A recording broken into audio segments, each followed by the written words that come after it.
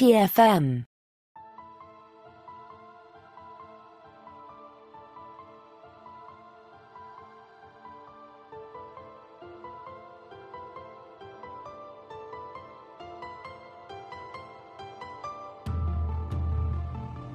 Welcome, Boomers, to another episode of Warp 5, our dedicated Star Trek Enterprise podcast. I'm Christopher Jones, and with me, as he always is my esteemed co-host, Matthew Rushing. And Matthew, I hope I'm not spoiling anything for you, but I just wanted to let you know, did you see the news? Cal beat Stanford 7-3. I'm sorry, Chris, did you not see the extra pip on my collar? That's Captain Rushing to you. You must be one of those special captains that gets to wear red. Yes. It's a new thing. We're just, trying out here on the Enterprise. And so, yes. But thanks for spoiling the game for me. So now I don't even have to watch it. You don't have to watch it. All right. Well, I'll get back to you later and let you know what I think about that little uniform experiment that you're doing there. Okay. All right, everyone. As you can tell, we're going to be talking about water polo all day today. No, not really. We're going to be talking about the next episode in Star Trek Enterprise Season 2 as we go through our 20th anniversary rewatch. This is the 7th, which appropriately is the 7th episode of the season. And here is a quick rundown of the story. When T'Pol receives a call from the Vulcan High Command, memories of her past life as a security operative begin to resurface. She is sent on a mission to apprehend a surgically altered man named Menos, the last of 6 rogue operatives she was sent after 17 years earlier. Or at least she remembered there being 6, but actually there were 7, and she killed Menos' partner, Jossen, a fact that is only beginning to come back to her.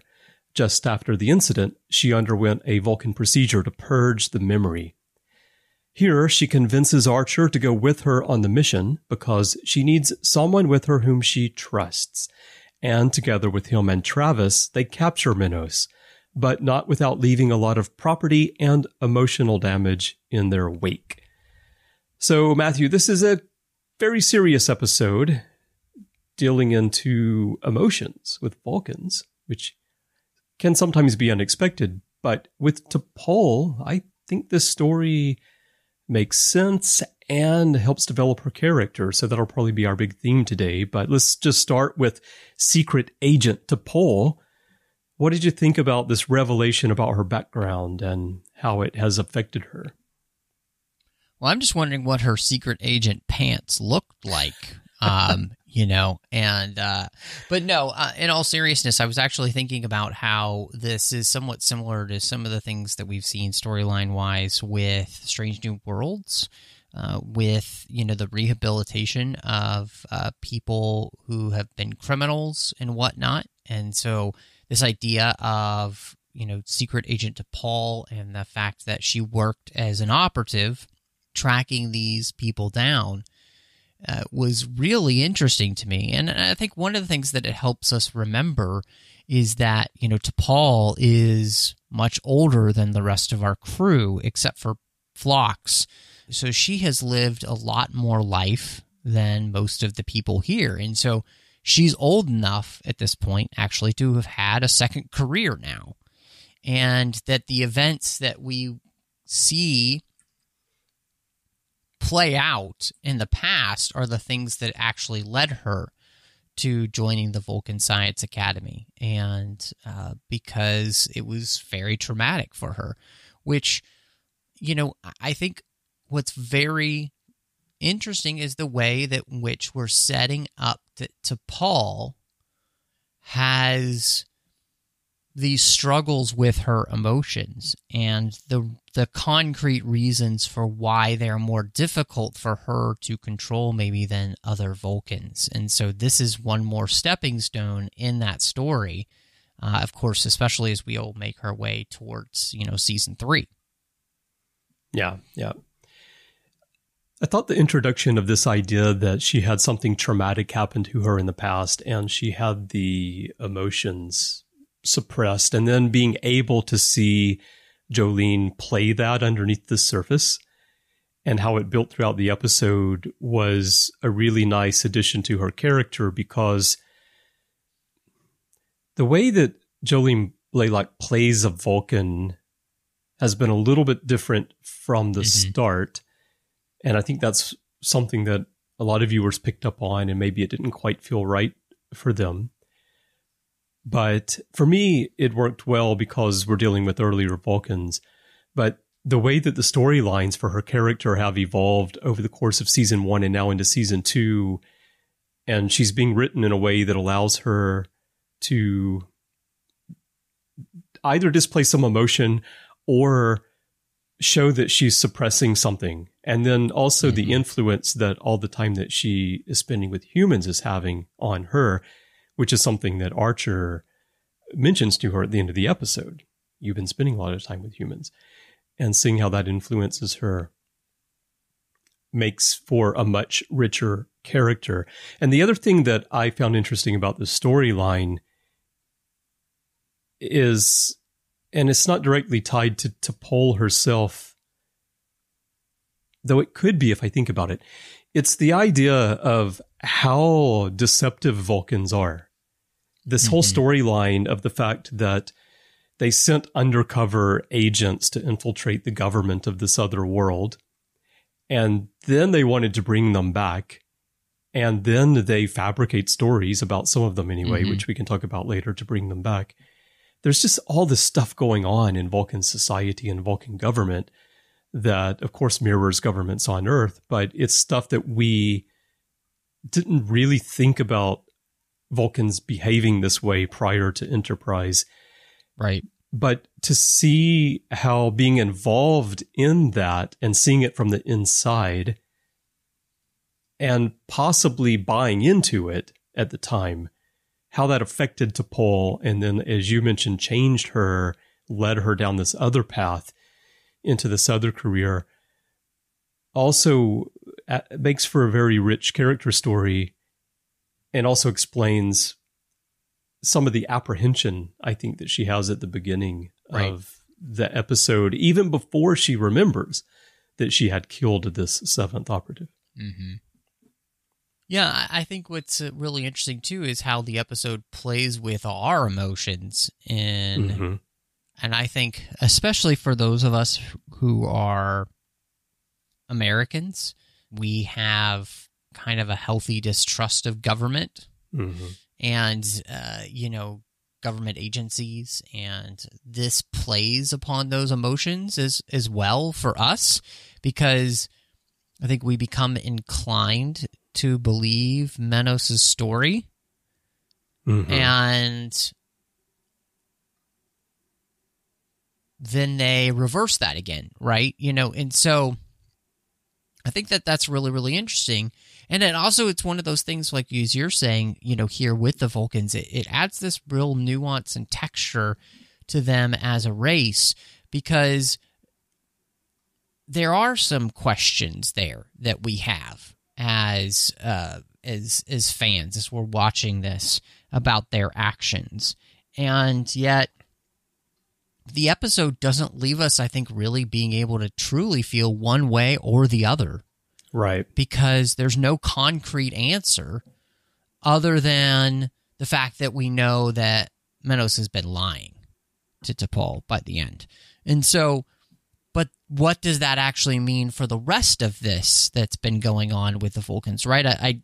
Because it would be, I think, wrong to just assume then that everything they were doing as the Vulcan Security Agency was correct, right? And so I love the ambiguity to that. And like you said, this is something then that truly plays upon T'Pol as a character, so much so that, her having to take a life and her not quite sure whether or not that was actually necessary really plagues her. And obviously then, too, I think by the end of the episode, she is given a sense of peace because we do find out that Menos has been the person that we thought he was, and therefore his partner was as well. But this has been something that's been happening for her for so long. I mean, it's been over 17 years now since she was a part of the Vulcan security. And so I think that's just, there's so many nice layers here for this character, but also like for the Vulcans themselves. And that's something that Enterprise has continued to just, like a good cake. There's another layer after that, or an onion, if you want to be like Shrek and talk about nobody likes onions. But that's exactly what we keep getting. And this is an episode, I think, that really does a great job of just adding to that. So it's interesting that you just said that Menos has been lying, and therefore his partner was also guilty and was doing what they claimed as well, which is probably true, but it's also an assumption. We don't know for sure. Yes, yeah.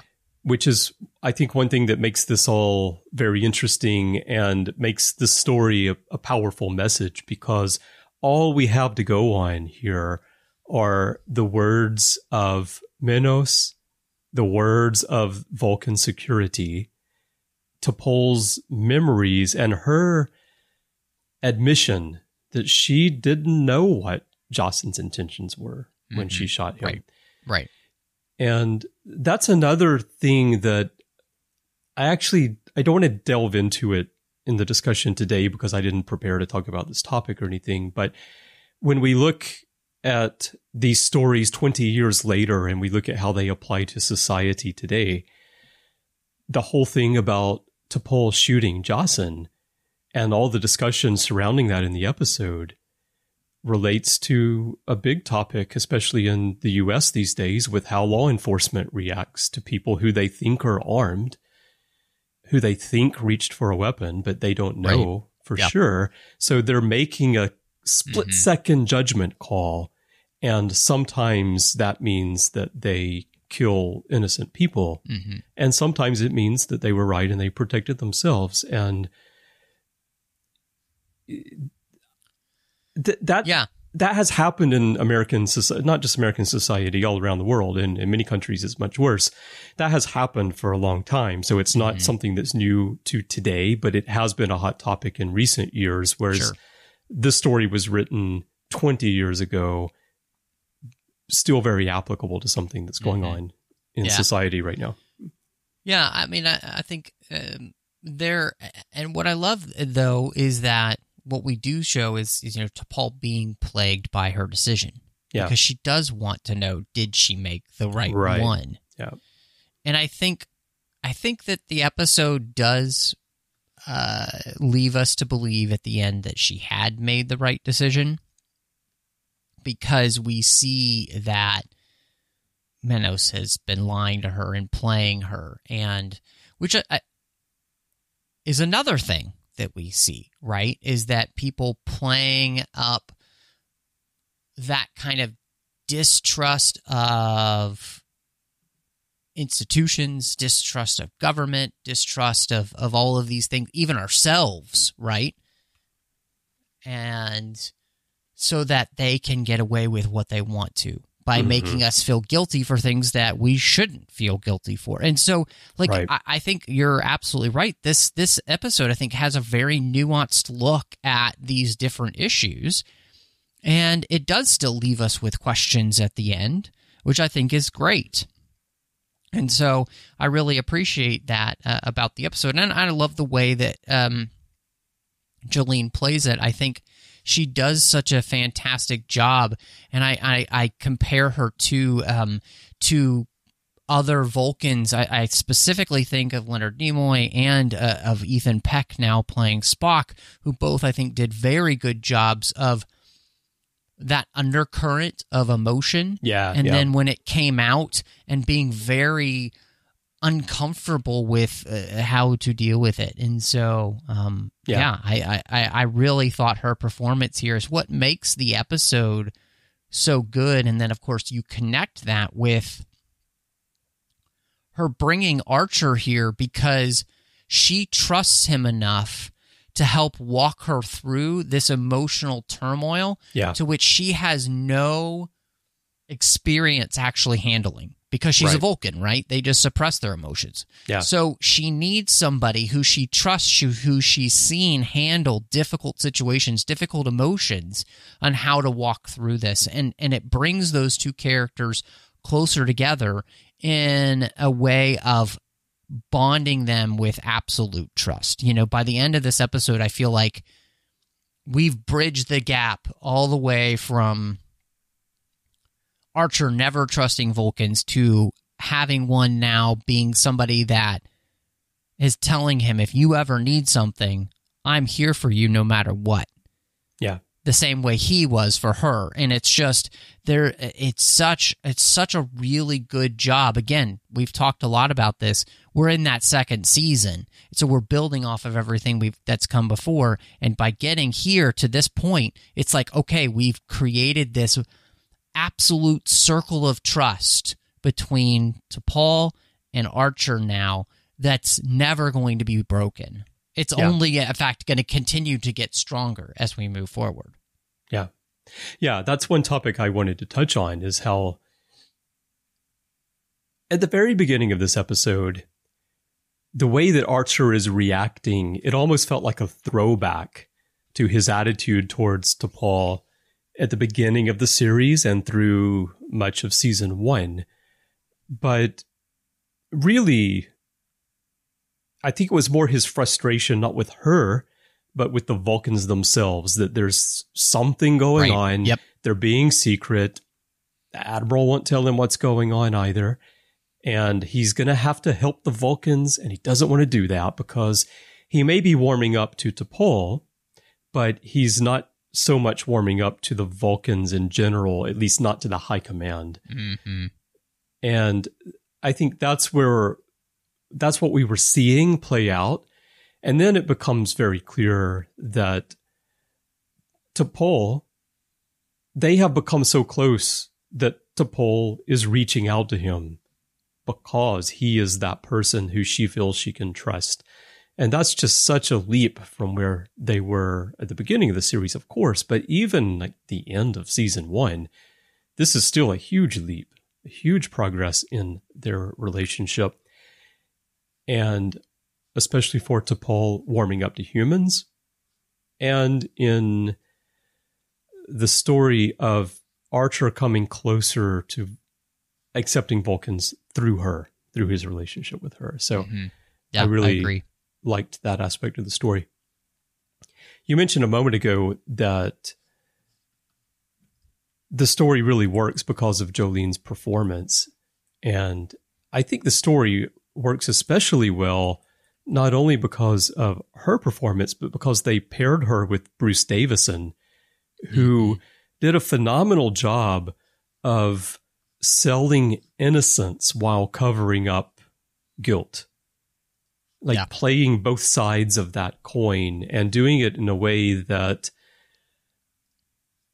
I think, if you can remember the first time watching this episode, you pretty much buy in to his story, and you pretty much feel that, at least I did, that the government is making up these stories because they just want to get all these operatives back, and they need some pretense to do that. And he's being victimized by the government, by Vulcan security, and he's obviously playing on T'Pol's emotions, and even she is second-guessing everything. And then in the end, it turns out he does have these biotoxins, and I thought that Davison's performance was really excellent. I think the real beauty in that is, again, the way in which his performance is tapping into our mistrust of governments at large. Yeah. And especially, I think, I know you've spent so much time in Japan now in your life, but you were raised in America, and that there's a natural distrust we have just as Americans from the very beginning, right? I mean, even the way the American government is set up is with kind of a distrust of government that's too big and like doing things that you don't have any control over. So I think I would frame it a little bit differently, but with the same intention, just to put somewhat positive view on it. I think it's set up to encourage a healthy questioning of what authorities are doing, a questioning of what the government is doing. Yes, because sometimes I worry that with words like distrust, especially in today's world, it becomes like a conspiracy thing. Not that that's what you're thinking, but that's what some people twist it into. And so I think it's questioning because, one thing that I see here, I live in a country where the same party has been in power for all but a couple of years since the end of World War II, 70-something years. We have more parties than the U.S. has, but one party controls everything, the Liberal Democratic Party. And what I see here is a lot of apathy among voters that they just continue to accept and they don't question in the way that Americans question because the culture is different.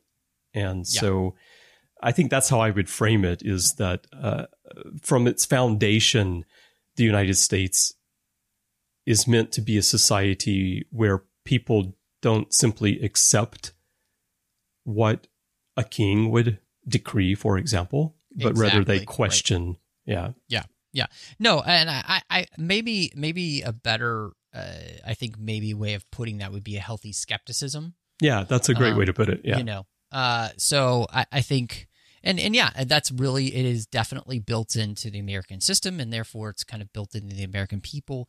And Star Trek is written largely by Americans, and so that's what we get in this story. Exactly. Well, and especially I think that Star Trek of the original series era is definitely in that framework, right? I mean, that's straight from the 60s, and there's even more skepticism, if not distrust at that point. And I think even maybe by the way time this show is being written is somewhat similar. So, but what's great is that Bruce Davison, it's in the way he's performing and the story that he's telling is specifically tapping into that from us, right? But it's also meant to tap in and plague on the emotions to which he, being a Vulcan who has not denied his emotions but has been living in them, knows that somebody like T'Pol might not be able to handle as well. And so again, it's like this game within a game in the writing, to which is getting us to be on his side, which is, I think, really well done. Yeah. So, definitely. And that's what, like you were saying, is what makes it so easy to kind of be sucked into his story. Well, I think you could take this exact script. You could shoot everything exactly as they have here with two other actors, and the story might not work. Because if they don't sell the emotional side, if he doesn't sell the innocence that he's pretending to have, if she doesn't sell the emotional turmoil and the slow breakdown of her ability to fulfill the mission, as Archer reminds her at the end, when she's going to let him get away, he says, "Do you said you trust me? Trust me. You were sent here to bring him back to Vulcan. You weren't sent here to judge him. So your mission is not to decide if he's guilty or innocent. Your mission is simply to apprehend him and bring him back.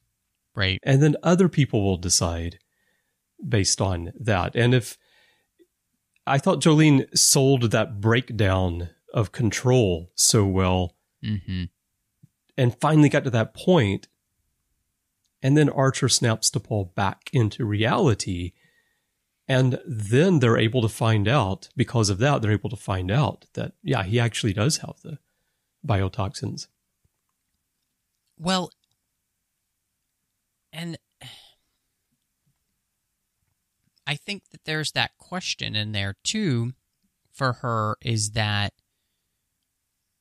and Archer is 100% right. That's why there's a differentiation of powers, right? They're the investigators just meant to bring these people in. They're not meant to be judge, jury, and executioner. Right. And therefore, having her feelings plagued upon by somebody who is doing it on purpose to make her question everything, when it's not her job to necessarily question everything, she's just bringing that person in to allow those whose job that is to do.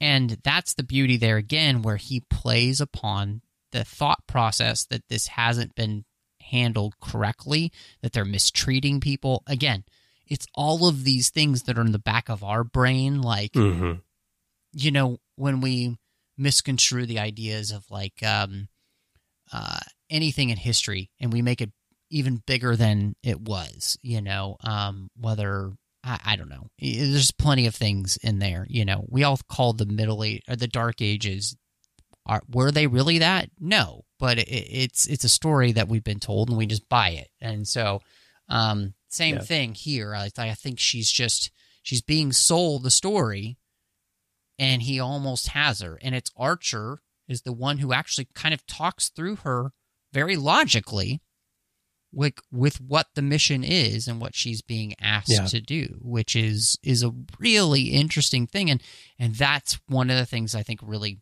again, what we talked about, it bonds them together. Yeah.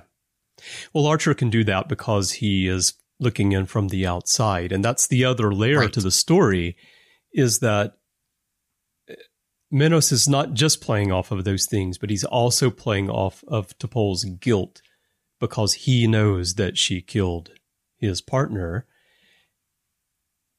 And especially when I think, when he realizes that she doesn't remember, that gives him another weapon to work with, because then he can shape that memory. If she remembered everything that happened, it would be easier for her to debunk his claims. Right. But because she had that memory suppressed, he sees that it's resurfacing. She doesn't remember everything, and then he can use that to further manipulate her. And it's that personal connection. If the Vulcans had sent someone else, they would have just taken him into custody and it would have all been over. But because they sent her, and she has that personal connection to what happened on Risa, it really complicates everything, but it allows the writers to tell a story that is more identifiable, I think, to us as individuals, and also connects with, you know, other things in life. If you look these days at, you and I often talk about how people can't talk to each other anymore. We can't talk about issues anymore because everything has become too divided and too driven by emotions instead of actual information and actual facts. Yes. And I think that's yet another layer of this story, is it showing how facts are important. And if your reaction is always driven by emotion, if it's always driven by your view of a topic, which is natural for humans, of course, to judge situations based on their views, but to really solve problems, to really advance society and make the world better for everyone, you have to be able to step away from those emotions sometimes and look at the actual issue and the actual facts, and then be able to see it from multiple sides and then discuss that without falling into the trap that T'Pol almost falls into at the end of this episode, where she lets her personal experience and feelings override the reality of the situation. Well, I love that you're saying that, because I think it's 100% true, the emotionalism that drives us, and that's exactly what Menos is trying to get her to. Like you said, especially since he realizes that she suppressed that memory. And I think one of the things that it shows is the danger of just trying to forget things and not actually learn from them and grow from them. The way that Archer talks about, humans, we don't have that ability. So we have to learn from things that happen to us and then find a way to healthily let them go. And that there's a difference between that and just trying to forget something and not deal with it. And that whole idea of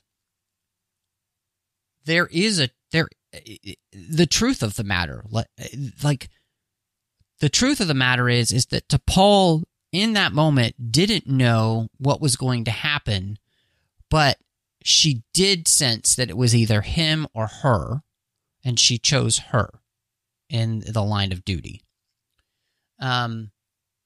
That's not an easy thing to do, though, right? And therefore, it causes her emotional toil and everything. But instead of working through that emotion and learning to find a way of acceptance, she tries to just deny it. And it's like, we can't deny our past. We need our past, as Kirk would say. I need my pain because it helps me to move forward. It informs who I am. It informs maybe mistakes I've made or painful things that have happened to me or all lessons I've learned. And then it creates a better version of me because I find a way, to overcome it. And so there's so much I think this episode is really doing there.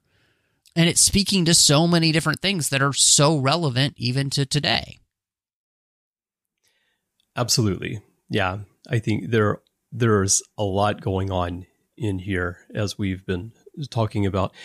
So before we wrap up, I wanted to shift gears to the lighter side of what's going on in the episode because I did enjoy this as well. And this is the temporary captain.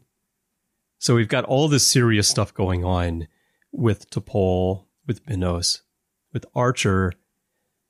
And because Archer's off the ship, then we have Trip playing captain for a few days, and he goes all out with food and beer and water polo, and he invites Malcolm and Phlox in to eat with him like Archer does with the crew sometimes.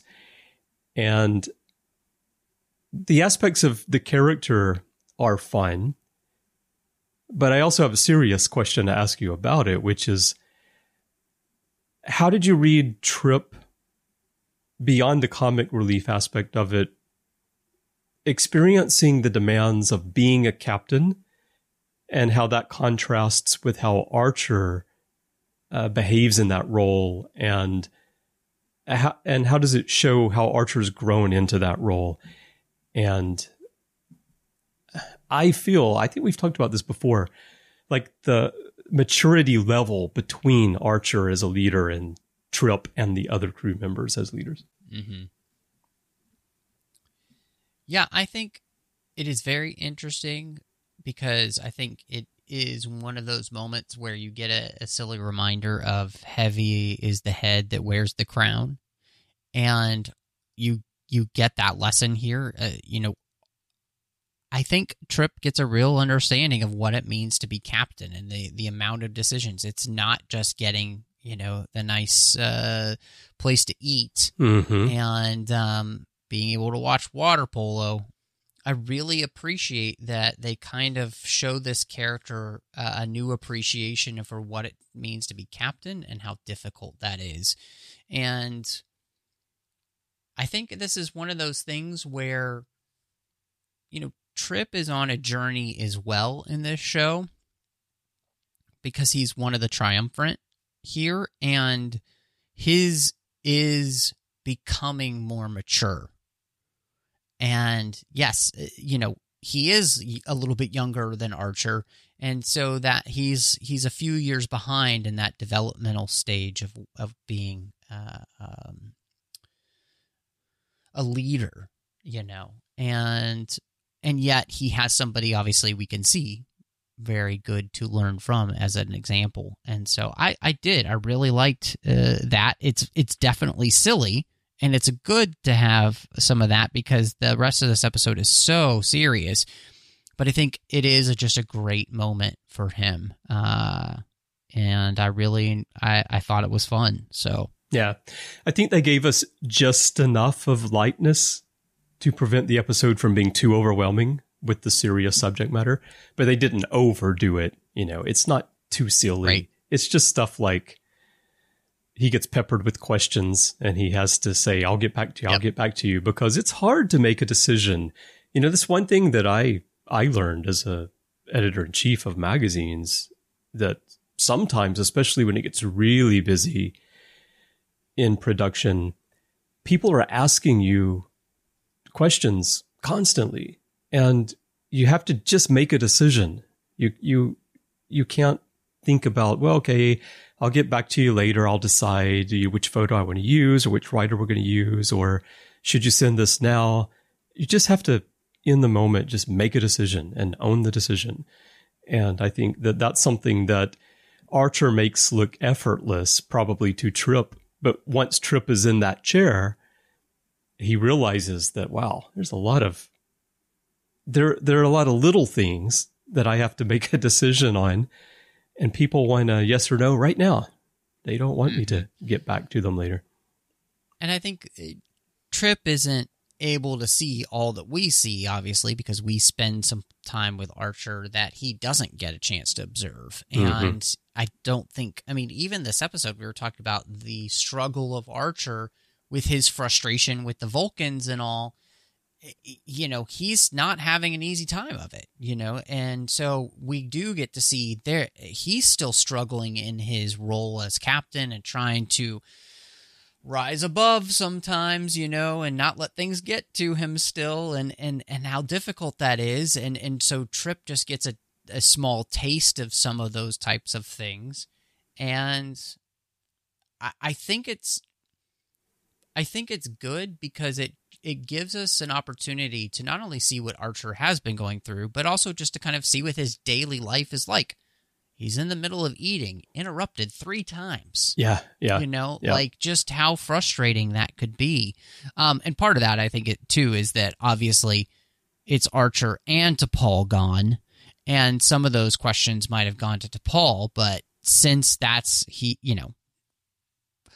Trip is not only acting captain, but there's one less person in rank there as well. And so he's like, well, that's the only guy to go to. So yeah. I think the other thing is that when you work in a particular department for Trip engineering, you're focused on decisions that involve your area of expertise. Whereas when you're the captain, it's just random stuff coming at you all the time. Yep, that's true. You get overloaded with things. So I thought this was also just a nice way to show that, and especially to show that in the early days of Starfleet, because I'm sure that in the 24th century, of course, the training is far more extensive after they have hundreds of years of experience in space and they know what to deal with. And here they're still learning as they go, as we always talk about. So that was a nice little aspect of the story. All right. Well, final thoughts and ratings. What do you have for this one?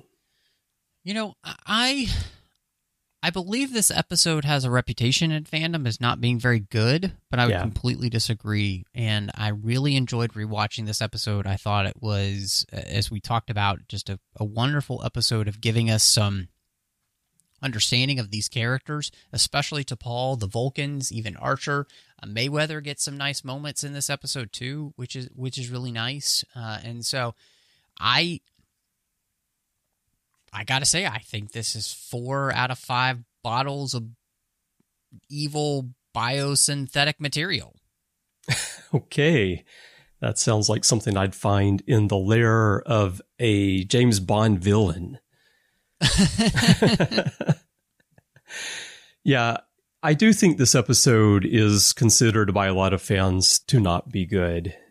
And in fact, some people consider it to be terrible, I think. And it's an episode for me that, although I've seen it many times, I don't think back to it very often. And when I do, I don't always remember the storyline as well as I probably should.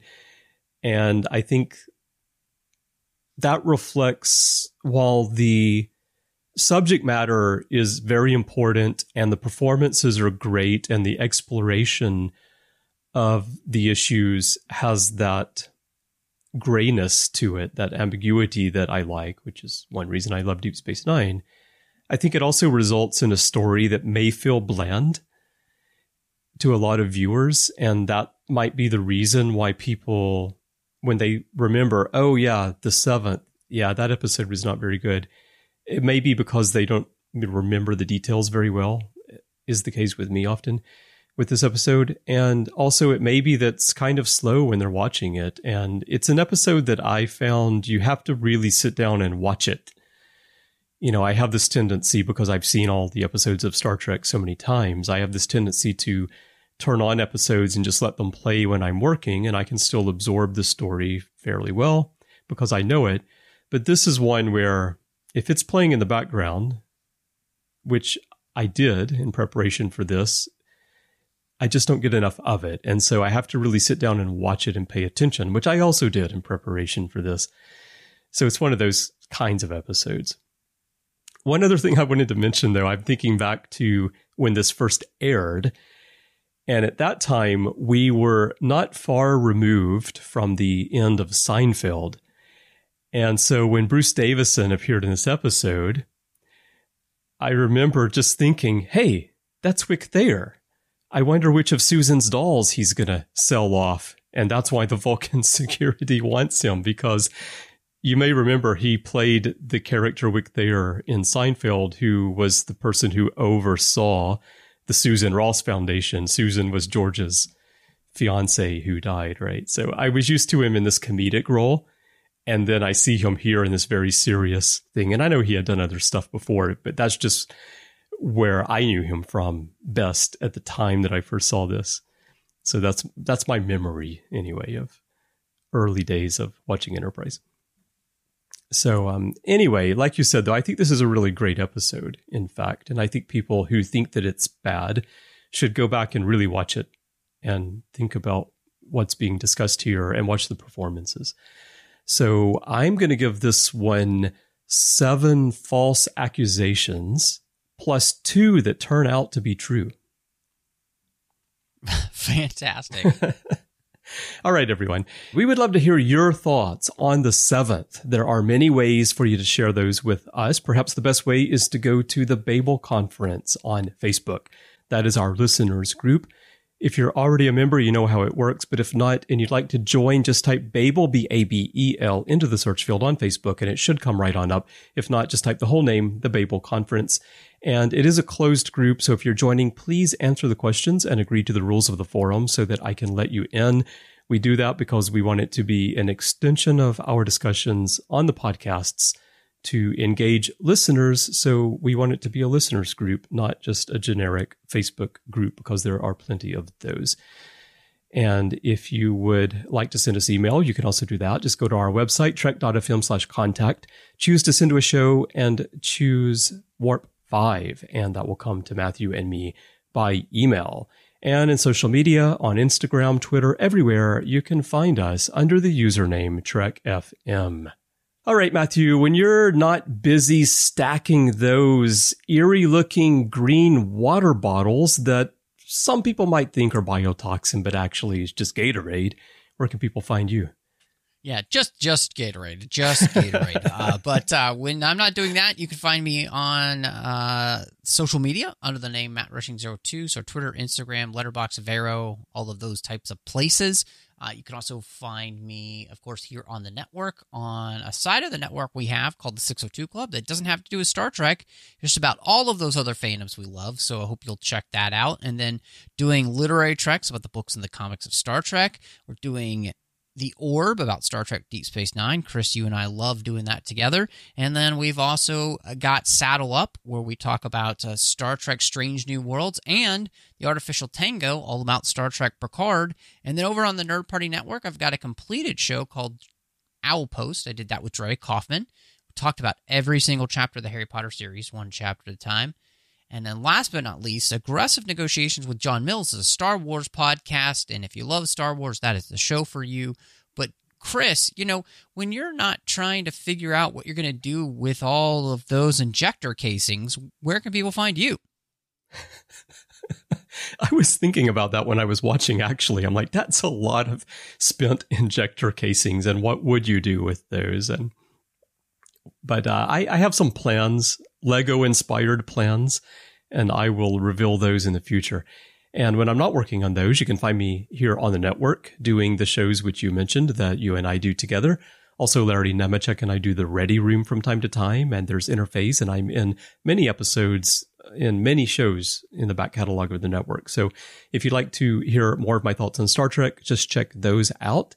And if you'd like to chat about Star Trek or whatever, you can find me on Twitter. My username is C. Bryan Jones, letter C, and Bryan with a Y. That is my name everywhere in social media, but Twitter is where I'm most active, and I'd love to hear from you there. If you'd like to help us keep this show and everything that we're doing on the network going, we could definitely use your help. If you'd like to find out how to get involved and support us, please visit patreon.com/TrekFM. That's patreon.com/TrekFM. We would not be here without you. It takes a great deal of money to produce and distribute these shows. And I want to send a huge thank you to everyone who's supporting us now. And if you're not, I do hope that you will consider doing so. We definitely could use your help. So thank you very much, everyone. Well, Matthew, I'm going to start packing my bags for our next discussion, and hopefully I won't forget anything important. I hate it when I leave stuff laying around. Chris, that is absolutely the worst. So I hope you'll be able to find that. But until then, I don't know. Let's go.